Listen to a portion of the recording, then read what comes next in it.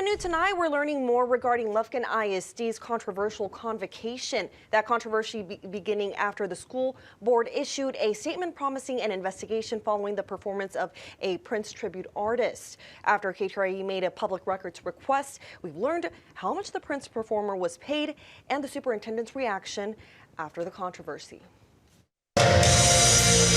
That's Marshall Charloff leading Purple Piano, a one-man tribute to Prince at Lufkin ISD's convocation August 8th, a concert and pep rally for teachers and faculty, not students. The theme, Purple Will Reign. The next day, the president of the Lufkin ISD school board made a public statement. The board of trustees of Lufkin ISD was not aware of the choice of the content for convocation before the performance started. As a board, we were surprised and disappointed in the performance. This was a poor use of district resources and, as importantly, of our teachers and staff members' time when we should have been celebrating the start of a new school year. Through an open records request, we obtained the contract for the performance, as well as work-related emails from Superintendent Lynn Torres and video of the performance. The contract showing Lufkin ISD paid a total of $10,000 to the performer and another $3,500 for renting sound equipment, among other costs. The entire convocation cost more than $25,000. Lufkin ISD told us, due to a technical error, they were only able to record and provide us a small portion of the Prince performance. But in an email, Superintendent Torres sent to all staff the day after the performance, she writes in part, "It was never our intent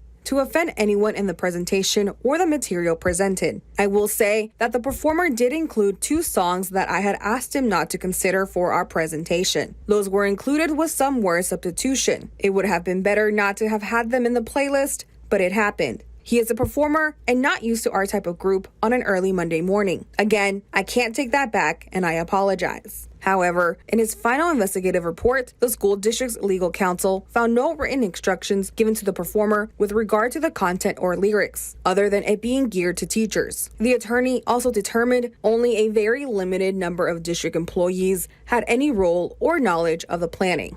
Those persons include the superintendent, the executive director of communications and public relations, and the employees responsible for the setup and business invoices. In a letter to the school board the following week, Superintendent Torres asked to be placed on paid administrative leave for the remaining 10 months of the school year.